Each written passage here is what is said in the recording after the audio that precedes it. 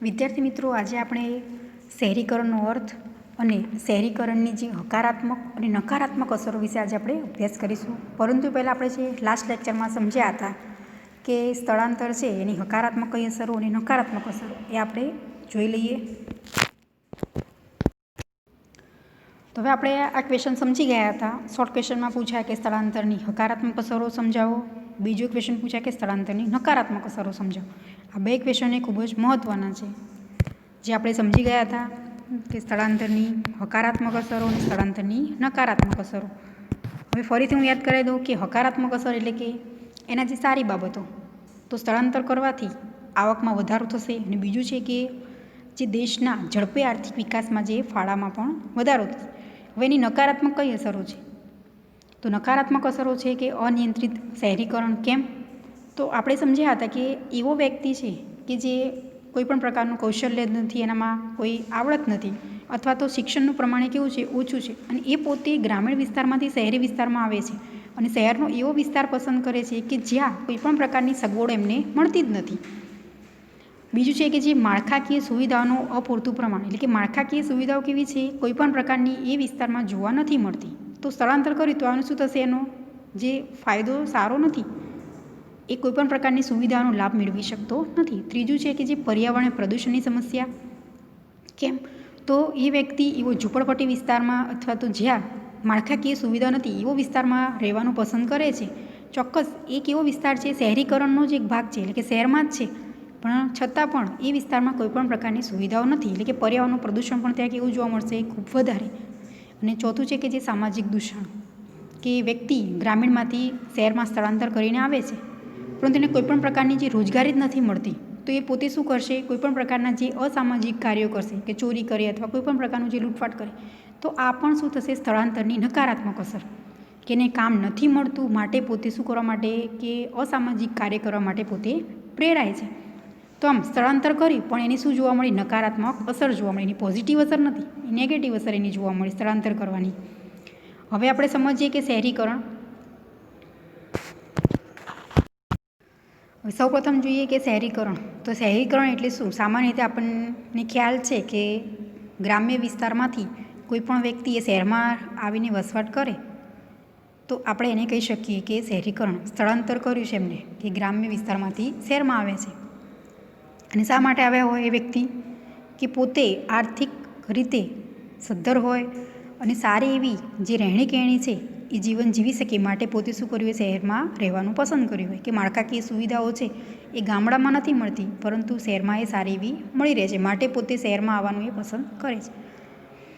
તો સૌપ્રથમ છે કે જે શહેરીકરણ એ એવી સામાજિક આર્થિક પ્રક્રિયા છે કે કોઈ એક વિસ્તારના જે વસ્તીનું પ્રમાણ વધે અને કેન્દ્રિત થાય છે, એટલે કે જે નગર કે શહેરમાં જે પરિણામે છે. હવે આપણે શહેર કોને કહી શકીએ? તો જ્યાં સૌથી વધારે વસ્તીનું જે પ્રમાણ જોવા મળે છે. સામાન્ય રીતે ગામડામાં શું છે? વસ્તી ખૂબ ઓછી જ હોય છે, એની જગ્યાએ શહેરમાં વસ્તી કેવી છે? વધારે જોવા મળે છે. હવે વ્યાખ્યા જો અહીંયા અલગ અલગ આપેલી છે. તો સૌપ્રથમ છે કે એવા બધા વિસ્તારો કે જ્યાં મ્યુનિસિપાલિટી, કોર્પોરેશન, આપણે તો જ કહી શકીએ કે આ શહેરમાં આવે છે એવો વિસ્તાર એ નક્કી કરે છે, કે કન્ટેનમેન્ટ બોર્ડ અથવા નોટિફાઈડ ટાઉન્સ એરિયા આ હોય તો જ આપણે એને કહી શકીએ કે શહેરી વિસ્તાર છે એવું. અને એવા બધા અન્ય વિસ્તારો કે જ્યાં નીચેના 3 માપદંડોનું જે પાલન થતું હોય તો જ આપણે કહી શકીએ કે શહેરીકરણ છે, એટલે તે જ શહેરી વિસ્તાર એવું કહી શકીએ. તો કયા 3 છે માપદંડો છે? તો સૌપ્રથમ છે કે 5000 કે તેથી વધુ વસ્તી હોય. હવે શોર્ટ ક્વેશ્ચનમાં પૂછાય ખાસ કે 5000 કે તેથી વધુ વસ્તી હોય તો જ આપણે કહી શકીએ કે એને શહેરીકરણ. હવે કેવી રીતે શોર્ટ ક્વેશ્ચન પૂછાશે? તો કેટલા વસ્તી હોય તો આપણે એને કહી શકીએ કે શહેરીકરણ. તો 5000 કે તેથી વધુ વસ્તી ધરાવતો જે વિસ્તાર હોય એને આપણે કહી શકીએ કે શહેરીકરણ. હવે બીજું છે 75% કે તેથી વધુ કાર્યશીલ પુરુષ વર્ગ કૃષિ સિવાયના ક્ષેત્રમાંથી રોજગારી મેળવતી. હવે અહીંયા જુઓ, ગ્રામીણ વિસ્તાર નથી, કેવો છે? શહેરી વિસ્તાર છે. એટલે અહીંયા ચોક્કસ લખ્યું છે કે 75%થી વધુ જે પુરુષો છે એ પોતે કૃષિ સિવાય અન્ય ક્ષેત્રમાંથી રોજગારી મેળવતા, એટલે શું થશે, ઉદ્યોગમાંથી અથવા સેવામાંથી એ પોતે શું કરતા હોય, એ રોજગારી એ મેળવતા. પહેલું કીધું કે કોને આપણે શહેરીકરણ કહી શકીએ કે 5,000થી વધારે વસ્તી હોય તો જ આપણે શહેરીકરણ કહી શકીએ. અને બીજું છે કે 75%થી વધારે જે પુરુષો પોતે કૃષિ સિવાય અન્ય જે સેવા અને ઉદ્યોગોમાંથી રોજગારી એ મેળવતા. ત્રીજો મુદ્દો છે કે વસ્તીને ગીચતા પ્રતિ ચોરસ કિલોમીટરે 400 તેથી વધુ નહીં હોય. કેટલું છે કે પ્રતિ ચોરસ કિલોમીટરે 400 કે તેથી વધુ નહીં હોય તો જ આપણે કહી શકીએ એને કે શહેરીકરણ. એટલે કે વિશ્વમાં ઔદ્યોગિકરણને લીધે શહેરીકરણનું પ્રમાણે વધ્યું છે. અને આ જ રીતે વિશ્વમાં ઔદ્યોગિકરણની પ્રક્રિયા ચાલુ રહી તો 2050 સુધીમાં વિશ્વની 2/3 જેટલી વસ્તી શહેરમાં વસતી હશે. 2050 સુધીમાં કેટલી કહે છે કે વિશ્વની 2/3 ભાગની વસ્તી છે એ શહેરમાં વસતી. એટલે કે ગ્રામીણ વિસ્તારમાંથી બધા જ વ્યક્તિ એ શહેરમાં રહેવાનું એ પોતે પસંદ કરે છે. તો આ ખાસ યાદ રાખવાનું છે, શોર્ટ ક્વેશ્ચનમાં પૂછાઈ શકે આમાંથી કે શહેરીકરણ આપણે કોને કહી શકીએ, કેટલી વસ્તી હોય, કેટલા ટકા પુરુષો કામ કરે છે તો જ આપણે કહી શકીએ કે એને શહેરીકરણ. હવે જે સામાન્ય રીતે 3 પ્રકારે શહેરીકરણ થવા પામ્યું છે એ આપણે જોઈએ. તો સૌ પ્રથમ છે કે નગર કે શહેરમાં જે વિસ્તારમાં મૃત્યુના દર કરતાં જન્મનો દર વધુ હોવાથી શહેરમાં વસ્તીનું પ્રમાણ વધે છે, જેને કુદરતી વસ્તી વધારો કહે છે. હવે આપણે એવું શહેરીકરણ જે છે એને કહી શકીએ કે જ્યાં જન્મદર વધુ છે તેના કરતાં મૃત્યુદર કરતાં જન્મદરનું પ્રમાણે વધુ છે, એટલે કે કુદરતી રીતે જે વસ્તી વધારો જોવા મળે છે શહેરીકરણમાં. બીજું છે ગ્રામ્ય અને નગર વિસ્તારની વ્યાખ્યામાં ફેરફાર થતાં કેટલાક ગામ વિસ્તારો નગર વિસ્તારમાં જે સમાવેશ થઈ જાય છે તેથી નગર વિસ્તારની વસ્તી એ વધે છે. દાખલા તરીકે અમદાવાદ, વડોદરા, સુરત, રાજકોટ આ બધા વિસ્તારો એવા છે કે જેમાં વસ્તીનો ખૂબ વધારો જોવા મળે છે તો આપણે એને કહી શકીએ કે જે શહેરીકરણ. ત્રીજો મુદ્દો છે કે ગ્રામ્ય વિસ્તારમાંથી નગર વિસ્તારમાં લોકો મોટી સંખ્યામાં સ્થળાંતર પામે છે અને શહેરી વિસ્તારમાં વધારો થાય છે. પોતે ગામડામાંથી ક્યાં રહેવાનું પસંદ કરે છે, શહેરમાં સ્થળાંતર કરે છે. આપણે સ્થળાંતરની હકારાત્મક અને નકારાત્મક અસરો સમજીએ કે દરેક વ્યક્તિ પોતે શું કરે છે, શહેરમાં રહેવાનું પસંદ કરે છે. તો આમ ગ્રામ્ય વિસ્તારમાંથી સિટીમાં જ્યારે સ્થળાંતર પામેલ વ્યક્તિઓ છે એના કારણે પણ શહેરી વિસ્તારમાં શું થાય, વધારો જોવા મળે છે. તો આપણે કહી શકીએ કે 2011ની વસ્તી ગણતરી પ્રમાણે 37.7 કરોડ લોકો શહેરમાં જે વસે છે અને એનો અર્થ આપણે એવું કહીએ કે 2011માં 31.16% વસ્તી શહેરમાં વસે છે. ટકાવારી પ્રમાણે આપણે એવું કહી શકીએ. હવે આપણે જોઈએ કે જે શહેરીકરણની અસરો, જેમ આપણે સ્થળાંતરની અસરો સમજ્યા હતા એવી રીતે શહેરીકરણની પણ શું છે, અસર છે હકારાત્મક છે અને બીજું શું છે, નકારાત્મક અસરો.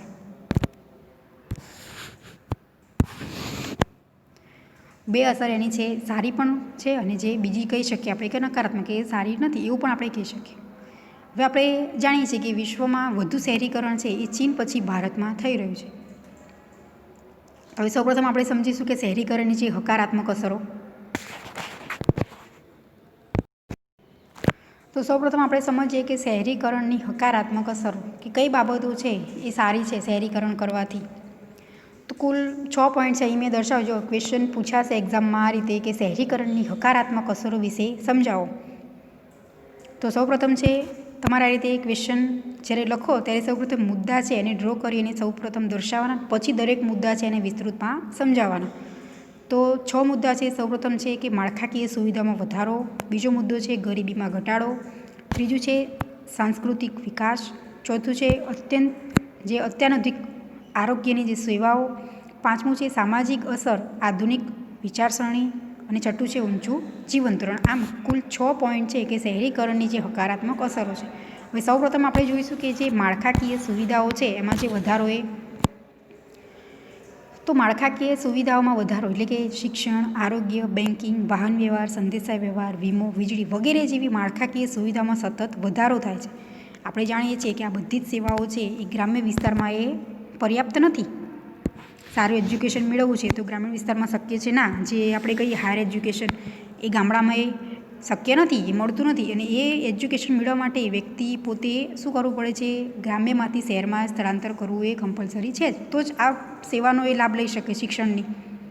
એટલે કે આ બધા ક્ષેત્રોમાં અનેક ઘણી જે રોજગારીની તકો ઊભી થઈ છે અને રોજગારીમાં વધારો થતાં લોકોનું જે વસ્તુ ખરીદવાની ખરીદશક્તિમાં પણ વધારો છે. કે આ બધી સુવિધાઓ જે ગ્રામ્ય વિસ્તારમાં નથી મળતી, પરંતુ ક્યાં મળે છે? શહેરી વિસ્તારમાં જ મળે છે. અને માળખાકીય સુવિધામાં જે વધારો થયો છે એના કારણે રોજગારીમાં પણ શું થાય છે? વધારો જોવા મળે છે. કે રોજગારી પણ ઘણી બધી એ વધી છે. એટલે કે વ્યક્તિની જે ખરીદવાની શક્તિની પણ વધી છે. એટલે કે નવા નવા ઉદ્યોગ ધંધા એ શહેર વિસ્તારમાં કેવા છે? વધુ સ્થાપવા માંડ્યા છે.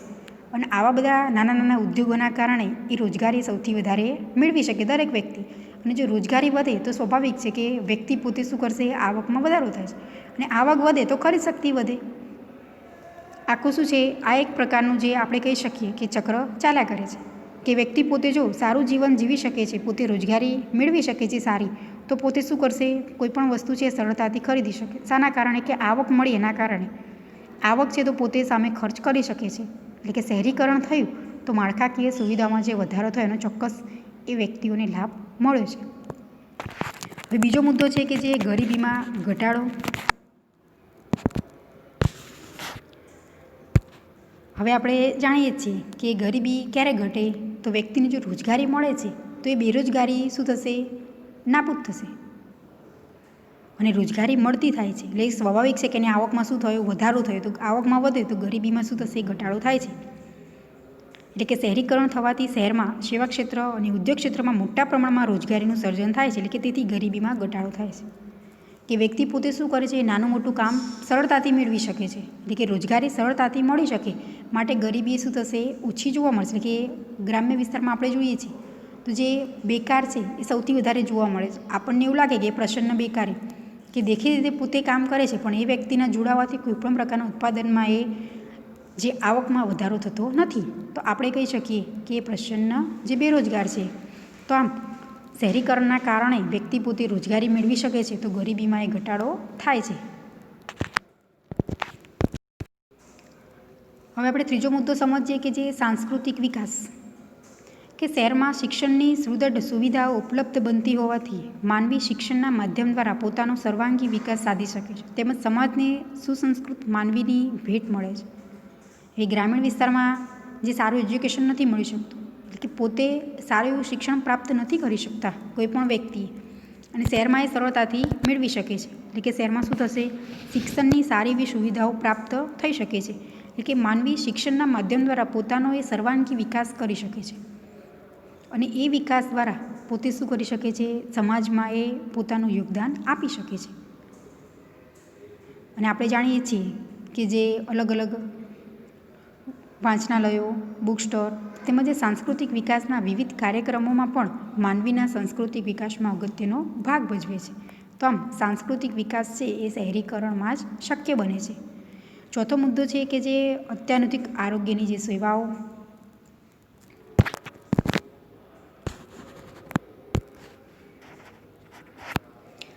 તો શહેરીકરણની પ્રક્રિયાને પરિણામે શહેરોની વસ્તીમાં વધારો થતાં તેમની શિક્ષણની સાથે સાથે આરોગ્યની પણ અનેકવિધ જરૂરિયાતો ઉદ્ભવે છે. કે વ્યક્તિ શહેરીકરણમાં રહેવાનું પસંદ કરે છે તો એની સાથે શહેરમાં વસ્તી શું થશે? વધે છે. ગ્રામ્યમાંથી ક્યાં સૌથી વધારે વસ્તી જોવા મળે છે? તો સિટીમાં. હવે એ વ્યક્તિ સ્થળાંતર કર્યું છે તો શિક્ષણની સાથે સાથે એમને શેની જરૂરિયાત છે? દરેક માળખાકીય જે સુવિધાઓ છે એની જરૂરિયાત જોવા મળે છે. તો માળખાકીય જે સેવાઓમાં સૌપ્રથમ કે શિક્ષણ મેળવ્યા પછી વ્યક્તિ આરોગ્યની પણ જરૂરિયાત છે એ ખૂબ જરૂરી છે. એટલે કે અમદાવાદ જેવા મોટા શહેરમાં અત્યાધુનિક મલ્ટી સ્પેશિયલ હોસ્પિટલ દરેક વિસ્તારમાં આવેલી જોવા મળે છે. આપણે જાણીએ છીએ કે ગ્રામીણ વિસ્તારમાં એટલી બધી સગવડો નથી આરોગ્યની, જ્યારે સિટીમાં શું છે કે આરોગ્યની સુવિધાઓ સરળતાથી એ વ્યક્તિ મેળવી શકે છે. એટલે કે સરકાર તેમજ સ્થાનિક સ્વરાજ્યની જે સંસ્થાઓ છે એ આવી હોસ્પિટલ ઊભી કરે છે અને જેનો લાભ એ સમાજના જે મધ્યમ વર્ગ છે તેમને આરોગ્યમાં સુધારો થતાં તેમની જે ઉત્પાદકતા છે એની જે હકારાત્મક અસર જોવા મળે છે. તો આ સેવાઓ છે એ સરળતાથી શહેરી વિસ્તારમાં એ મળી શકે છે, એ ગ્રામ્ય વિસ્તારમાં એ મળતી નથી. ચોક્કસ એ વ્યક્તિ સેવા મેળવવા માટે શું કરવું પડે છે? કોઈ મોટા શહેરમાં એ આવવું પડે છે. પાંચમો મુદ્દો છે કે જે સામાજિક આધુનિક વિચારસરણી. તો શહેરના લોકોની જે વિચારસરણી પણ આધુનિક જોવા મળે છે. આપણે એ જોઈએ છીએ કે ગામડામાં જે વ્યક્તિ રહેતું હોય એની ભાષા અને જે શહેરમાં રહેતું હોય એની ભાષા બંનેમાં શું જોવા મળે? તફાવત જોવા મળે છે. શાના કારણે કે જે વ્યક્તિ જેવા વિસ્તારમાં રહે છે એ પ્રમાણેની એની બોલી જોવા મળે છે, માટે ચેન્જ જોવા મળે છે. ગ્રામ્ય વિસ્તારમાં રહેતો હોય તે પ્રમાણેની એની બોલી ભાષા અલગ જોવા મળે. એ જ વ્યક્તિ જો શહેરમાં આવીને સ્થળાંતર કરે તો અમુક વર્ષ પછી એની જે ભાષા, જે બોલવાની, જે રહેણી કહેણી છે એમાં શું જોવા મળે? તફાવત જોવા મળે છે. એટલે કે શહેરી વિચારસરણી એ અલગ જોવા મળે છે. એટલે કે તેઓ ઝડપથી વિશ્વના પ્રવાહોથી પરિચિત થઈ શકતા હોવાથી તેમના વાણી, વર્તન, વિચારો, રહેણી કહેણી, રીતભાત વગેરેમાં પરિવર્તનની છાંટ જોવા મળે છે. અને ગામડા કરતાં શહેરોમાં જે શિક્ષણ છે એ પણ કેવું છે? સારું વ્યક્તિ મેળવી શકે છે, સારું એજ્યુકેશન છે એ પોતે મેળવી શકે છે, તેમજ જે સંદેશા વ્યવહારની જે સેવાઓ છે એનો પણ ઉપયોગ પોતે કરી શકે છે. તો આમ સારી એવી જે દરેક સગવડોનો લાભ છે એ પોતે મેળવી શકે છે.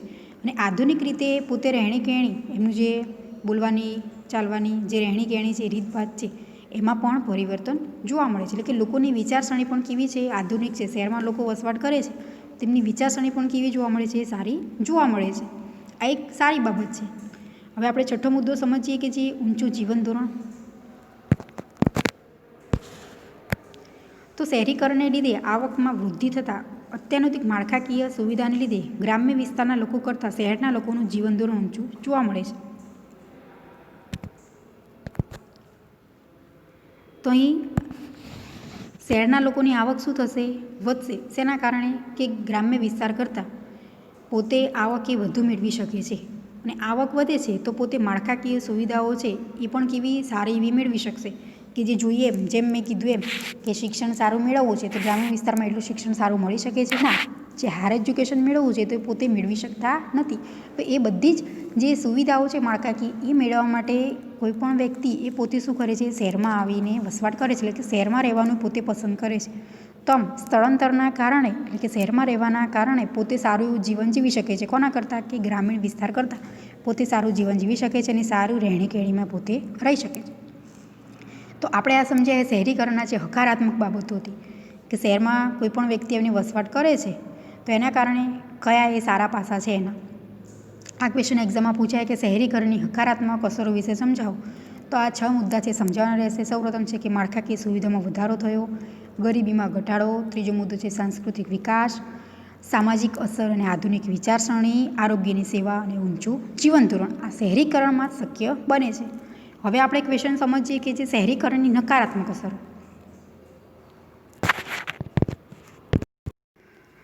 તો સૌપ્રથમ છે કે જે શહેરીકરણની નકારાત્મક અસરો, એમાં જે 6 મુદ્દા છે. સૌપ્રથમ છે આર્થિક અસમાનતા, બીજું છે સામાજિક અસમાનતા, ત્રીજો મુદ્દો છે ગંદા વસવાટનો જે પ્રશ્ન, આગળ ચોથો મુદ્દો છે કાયદો વ્યવસ્થાની સમસ્યા, આગળ 2 મુદ્દા છે પર્યાવરણના જે પ્રદૂષણના પ્રશ્નો અને આંતરમાળખાકીય સુવિધાના પ્રશ્નો. 6 મુદ્દા છે જે શહેરીકરણ છે એની જે નકારાત્મક અસર જોવા મળે છે. તો આ ક્વેશ્ચન પણ એક્ઝામમાં પૂછાય. જો આખો લોંગ ક્વેશ્ચન નહીં પરંતુ શોર્ટ ક્વેશ્ચનમાં પૂછાય, એટલે કે 3 માર્ક્સમાં આ ક્વેશ્ચન પૂછાય કે શહેરીકરણની હકારાત્મક અસરો સમજાવો. અને બીજી રીતે ક્વેશ્ચન બીજો પૂછાય કે શહેરીકરણની નકારાત્મક અસરો વિશે સમજાવો. તો સૌપ્રથમ છે કે જે આર્થિક અસમાનતા, કે શહેરમાં એક તરફ ઉચ્ચ શિક્ષણ પ્રાપ્ત કરેલ જે બૌદ્ધિક વર્ગ તેમજ સાહસિક નિયોજક હોય છે, જેઓ પોતાના ધંધા વ્યવસાયના માલિકો હોય છે, જેમની આવકનું સ્તર એ ખૂબ જ ઊંચું હોય છે. જ્યારે બીજી તરફ આપણે જોઈએ કે ગામડામાં શહેરમાં આવેલ અભણ ગરીબ શ્રમિક જે વર્ગ જોવા મળે છે અને જેમને મજૂર સિવાય કોઈ કૌશલ્યવર્ધક કામ મળી શકતું નથી. અને આવક એ ખૂબ કેવી છે? નીચી. જુઓ અહીંયા આર્થિક અસમાનતા ક્યાં જોવા મળે છે? કે કોઈપણ વ્યક્તિ એ સારો અભ્યાસ કરેલો છે, ઉચ્ચ શિક્ષણ મેળવેલું છે, એવો વ્યક્તિ છે તો એ પોતે શું કરી શકે છે? સારું કામ કરી શકે છે. પોતે પોતાનો ધંધો છે, વ્યવસાય છે, એના માલિક છે. તો આવક કેવી જોવા મળશે? એ વ્યક્તિની ઊંચી જોવા મળશે. કોના કરતાં? જે ગામડામાંથી જે આવેલો છે, જે અભણ વ્યક્તિ છે, કે એનું એજ્યુકેશન સારું નથી, જો નથી સારી એમની આવડત, તો એ પોતે શું કરી શકે છે? રોજગારી ચોક્કસ મેળવે, પરંતુ કેવી મેળવશે? કે જે સારું એજ્યુકેશન મેળવ્યું છે એના કરતાં એની આવક કેવી હશે? જે ઓછી જોવા મળશે. તો બંનેમાં શું જોવા મળે? તફાવત જોવા મળે. અહીં આર્થિક અસમાનતા જોવા મળે છે. તો આ શું થશે? શહેરીકરણની એક નકારાત્મક અસર. કે ગામડામાંથી જે વ્યક્તિ શહેરમાં આવીને વસવાટ કરે છે પણ જો એને એજ્યુકેશન નથી મેળવેલું તો એ પોતે મજૂરી જ કરી શકે છે. એમને કોઈ અન્ય સારું એવું કામ નથી મળી શકતું અને એની રોજગારી કેવી હશે? ઓછી હશે. કે જે આખો દિવસ 8 કલાક કામ કરે છતાં પણ એમને જે એજ્યુકેશન મેળવેલ વ્યક્તિ જેટલું કામ કરે છે 8 કલાક, એના જેટલી એને રોજગારી એ નથી મળતી, તો સ્વાભાવિક રીતે આપણે શું કહી શકીએ કે એમની આવક એ ઓછી જોવા મળશે. તો આમ આ આર્થિક જે અસમાનતા છે કે એ વ્યક્તિ પોતે શું કરે છે, જે સાવ સામાન્ય કામ કરી અને પોતે રોજગારી મેળવી શકે છે. હવે બીજો મુદ્દો જોઈએ આપણે કે જે સામાજિક અસમાનતા,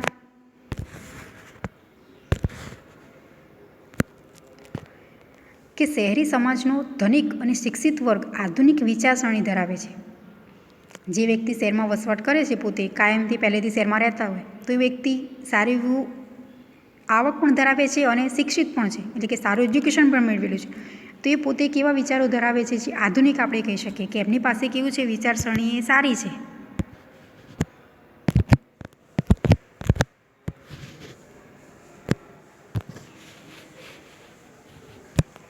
અને જ્યારે અશિક્ષિત ગરીબ વર્ગ છે એ રૂઢિચુસ્ત, જે વ્યક્તિ કેવા છે કે જે એકદમ આપણે કહી શકીએ કે ઓછું ભણેલા છે અથવા અભણ છે, તો એવો વર્ગ એ પોતે શું છે કે રૂઢિચુસ્ત અથવા કુંઠિત વિચારસરણીનો જે ભોગ બનેલા હોય છે, કે પોતે કોઈપણ પ્રકારની જે પરિવર્તનમાં એ માનતા નથી, એ પોતાની જે જૂની પરંપરાઓ છે એને જે વળગીને જોવા મળે છે. ભલે શહેરમાં રહેતા હોય, વસવાટ કરતા હોય, છતાં પણ એ પોતે જે રૂઢિચુસ્ત, એટલે કે પોતે જે પરંપરામાં પહેલેથી જીવેલા હોય એવી જ રીતે રહેવાનું એ પોતે પસંદ કરે છે.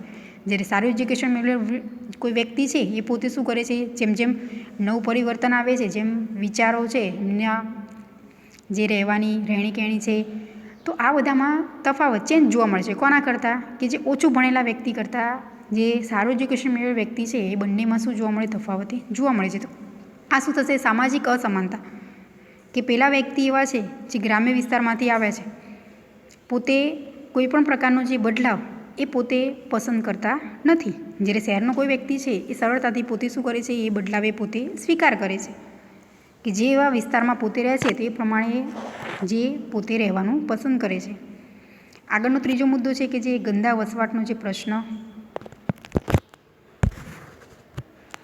તો ગામડામાંથી શહેરમાં આવતા શહેરી સમાજનો મજૂર વર્ગ ગરીબાઈને કારણે પાકા મકાનોમાં રહેવાની આર્થિક ક્ષમતા ધરાવતો ન હોવાથી તેઓને ફરજિયાતપણે દૂરના વિસ્તારોમાં ના છૂટકે ગંદા ઝૂંપડપટ્ટીવાળા વિસ્તારોમાં વસવું પડે છે. આપણે આગળ સ્થળાંતરમાં સમજી ગયા હતા કે સ્થળાંતર વ્યક્તિ કરે છે, પોતે ગ્રામ્ય વિસ્તારમાંથી શહેરમાં આવે છે, પરંતુ એની પાસે કોઈ કૌશલ્ય નથી, કોઈ આવડત નથી અથવા સારું એજ્યુકેશન નથી, તો એ પોતે ચોક્કસ શહેરમાં આવીને વસવાટ કરે છે, પરંતુ એવી જગ્યાએ પસંદ કરે છે કે જે આપણે કહી શકીએ કે સાવ જે ઝૂંપડપટ્ટી વિસ્તાર આપણે કહીએ એને, પણ કહેવાય કેવું કે સિટીમાં રહે છે પોતે, પણ શહેરમાં એ પોતે એવો વિસ્તાર પસંદ કરે છે કે જ્યાં એ પોતે ખૂબ કોઈપણ પ્રકારની સુવિધા એમને મળતી નથી, કે ઝૂંપડપટ્ટી હોય અને માળખાકીય સુવિધાઓ છે એ વિસ્તારમાં સરળતાથી મળી ના શકે. અને ફરજિયાતપણે શા માટે ત્યાં રહેવાનું પસંદ કરે છે પોતે, કે આર્થિક રીતે સદ્ધર નથી, એમને ત્યાં રહેવું તો નથી, પરંતુ એ ના છૂટકે ત્યાં રહેવાનું પસંદ કરે છે. કેવો વિસ્તાર? કે ઝૂંપડપટ્ટીવાળો વિસ્તાર આપણે કહી શકીએ, એવા વિસ્તારોમાં રહે છે. એટલે કે જો આ શહેરીકરણ થયું તો એની જે આ નકારાત્મક અસર સારી બાબતે જોવા નથી મળતી. હવે આગળ ચોથો મુદ્દો આપણે સમજીએ કે જે કાયદો વ્યવસ્થાની જે સમસ્યા.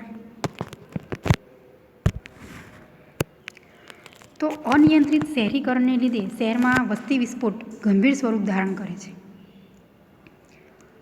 અનિયંત્રિત જે શહેરીકરણ છે અને એના કારણે શહેરમાં જે વસ્તી વિસ્ફોટ છે એ કેવું છે, ખૂબ મોટા પ્રમાણમાં જોવા મળે છે. આપણે દાખલા તરીકે કહીએ કે જે વાહનોની સંખ્યા એ કેવી છે, ખૂબ વધુ જોવા મળે છે. ગ્રામ્ય વિસ્તારમાં એટલા બધા વાહનો નથી હોતા, એની જગ્યાએ શહેરમાં એ ખૂબ જ, જે આપણે કહીએ કે વાહનો વ્હીકલની સમસ્યા એ ખૂબ વધી છે. કેમ? તો એના કારણે ટ્રાફિકની સમસ્યા એ વધતી જોવા મળે છે. પહેલાં દરેક વ્યક્તિ પાસે કમ્પલસરી વ્હીકલ હતું એવું જરૂરી નથી. હાલ આપણે જોઈએ છીએ કે દરેક વ્યક્તિ પાસે શું છે, વ્હીકલ છે જ, અને એના કારણે ટ્રાફિકની સમસ્યા કેવી છે, વધતી જાય છે શહેરીકરણમાં. જુઓ, જેમ જેમ લોકો આર્થિક રીતે સુખી સંપન્ન છે, એમ પોતે સુખ સારી રીતે ભોગવી શકે એ માટે પોતે શું કરે છે, કમ્પલસરી સારી એવી વસ્તુઓ છે એ વસાવે છે પોતે વ્હીકલ, અને એના કારણે જે કાયદો વ્યવસ્થા છે એની ચોક્કસ અસર જોવા મળે છે. કે ટ્રાફિકની સમસ્યા આપણે જોઈએ હાલ તો સૌથી વધુ જોવા મળે છે. એટલે કે રોજગારીની પૂરતી તકો ના મળે, કે પૂરતી આવક નથી, તો પણ પોતે શું કરે છે કે કોઈપણ પ્રકારના જે અસામાજિક કાર્ય કરે છે, કે પોતે ચોરી કરશે કે કોઈ લૂંટફાટ, તો આ બધી રીતે પણ પોતે શું કરે છે, કામ કરે છે, અને એના કારણે રોજગારી મેળવે છે. તો આ પણ એક ચોક્કસ શહેરીકરણમાં શું થશે, જે કાયદા વ્યવસ્થા છે એની અસર જોવા મળે છે. હવે આપણે જોઈએ કે જે 5મો મુદ્દો આંતરમાળખાકીય સુવિધાઓનો જે પ્રશ્ન. તો સૌપ્રથમ આંતરમાળખાકીય સુવિધાઓ જેવી કે પરિવહન, આરોગ્ય અને રસ્તાની જે અપૂરતી સેવાઓ છે. આંતરમાળખાકીય સુવિધાઓ છે તેમાં જે પરિવહનની, આરોગ્યની, જે રસ્તાની અપૂરતી સેવાઓ, દૂષિત પીવાના પાણીની સમસ્યા જેવી પાણીજન્ય જે રોગચાળાની સમસ્યા, તેમજ જે વીજળીના તેમજ જે અપૂરતી સુવિધાઓ છે, સ્વચ્છતાનો પ્રશ્ન, પછી રસ્તાની અપૂરતી સુવિધાઓ વગેરે જેવી આંતરમાળખાકીય સુવિધાઓ પૂરતા પ્રમાણમાં પૂરી પાડવામાં સ્થાનિક વહીવટીતંત્રએ નિષ્ફળ નીવડે છે.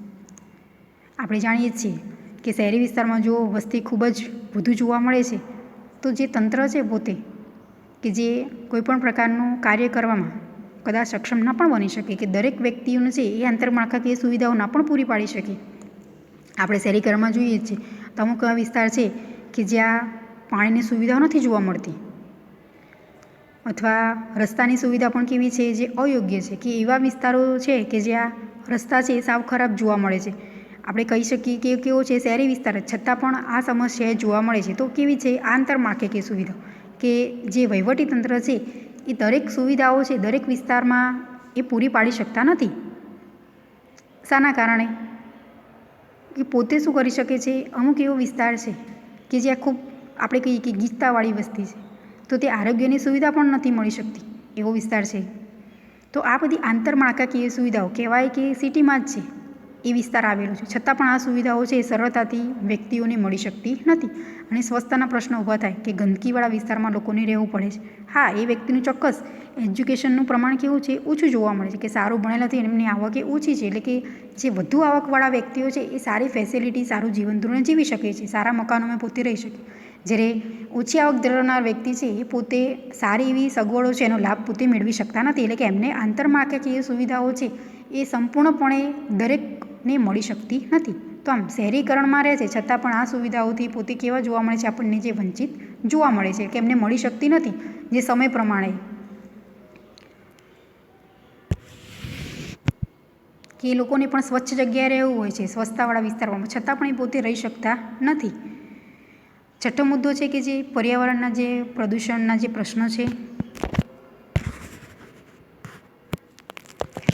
તો શહેરીકરણ એ ઔદ્યોગિકરણનું પરિણામ હોવાથી શહેરમાં અનેકવિધ ઉદ્યોગોની સ્થાપના હોવાથી દરેક પ્રકારના પ્રદૂષણ એ અનિયંત્રિત રીતે વધે છે. સૌથી વધારે પ્રદૂષણ ગ્રામ્ય વિસ્તાર કરતાં સિટીમાં વધુ જોવા મળે છે. એનું મુખ્ય કારણ શું? તો ગ્રામીણ વિસ્તાર કરતાં શહેરી વિસ્તારમાં જે ધંધો આપણે કહી શકીએ કે વધુ સ્થાપના એની થઈ છે ઉદ્યોગ ધંધાની, અને એના કારણે જે પ્રદૂષણ એ સૌથી વધારે જોવા મળે છે. અને સૌથી વધારે પ્રદૂષણ એ વ્હીકલના કારણે પણ જોવા મળે છે, કે આપણે કહી શકીએ ને કે અવાજનું પ્રદૂષણ પણ છે, કે ધ્વનિ પ્રદૂષણ, જે ગ્રામીણ વિસ્તારમાં એટલું પ્રદૂષણ એ જોવા નથી મળતું. અને સૌથી વધારે ઉદ્યોગ ધંધા હોવાથી કે એમાંથી જે નીકળતા જે આપણે કહી શકીએ કે હવાનું પ્રદૂષણ, કે જે ખરાબ ધુમાડાઓ છે એના કારણે પણ શું થાય, પ્રદૂષણ એ જોવા મળે છે ઉદ્યોગ ધંધાના કારણે. કે સૌથી વધારે ગ્રામ્ય વિસ્તાર કરતાં સિટી વિસ્તારમાં એ પર્યાવરણના જે પ્રદૂષણના પ્રશ્નો એ જોવા મળે છે. કે આપણે જોઈએ કે ટ્રાફિકની સમસ્યા એ વધુ જોવા મળે છે, તેમજ જે અવાજનું પ્રદૂષણ એ સિટીમાં સૌથી વધારે આ બધા પ્રશ્નો એ ઉદ્ભવે છે. કે પર્યાવરણના જે પ્રદૂષણના પ્રશ્નો છે એ શહેરી વિસ્તારમાં સૌથી વધારે જોવા મળે છે. અને એનું મુખ્ય કારણ શું છે, કે સૌથી વધારે ઉદ્યોગો એ સ્થપાયેલા છે, માટે આ પ્રશ્નો છે એ જોવા મળે છે. તો આમ આપણે આ સમજ્યા કે જે શહેરીકરણની નકારાત્મક અસરો, હું ફરીથી યાદ કરાવી દઉં આ પોઈન્ટ્સ, ક્વેશ્ચન ખૂબ મહત્ત્વનો છે કે શહેરીકરણની નકારાત્મક અસરો વિશે સમજાવો. તેમાં 6 મુદ્દા સમજાવવાના રહેશે. સૌપ્રથમ છે કે આર્થિક અસમાનતા, બીજું છે સામાજિક અસમાનતા, આગળ છે આંતરમાળખાકીય સુવિધાઓના જે પ્રશ્ન, પર્યાવરણના જે પ્રદૂષણના પ્રશ્ન, અને જે કાયદો વ્યવસ્થાની જે સમસ્યા, અને ગંદા વસવાટનો જે પ્રશ્ન. આમ કુલ 6 મુદ્દા છે એ શહેરીકરણની જે નકારાત્મક અસરો છે. બંને ક્વેશ્ચનમાંથી કોઈ પણ પૂછાય, શહેરીકરણની હકારાત્મક અસર અથવા શહેરીકરણની નકારાત્મક અસર, એ વિશે ક્વેશ્ચન પૂછાઈ શકે તો સમજાવવાનું રહેશે. હવે આપણે નેક્સ્ટ લેક્ચરમાં સમજીશું શહેરીકરણની સમસ્યા એ કેવી રીતે હળવી થઈ શકે, એના કયા કયા ઉપાયો છે, સમસ્યા છે તેને હલ કરવાના જે ઉપાયો છે એ વિશે આપણે અભ્યાસ કરીશું, કે કેવા પગલાં લેવા જોઈએ સરકારે, કે કેવી તકો છે એ વધારવી જોઈએ, શિક્ષણનું પ્રમાણ વધારવું જોઈએ, કયા કયા વિસ્તારો છે એનો વિકાસ કરવો કે જેના કારણે શહેરીકરણની સમસ્યા એ હળવી થઈ શકે.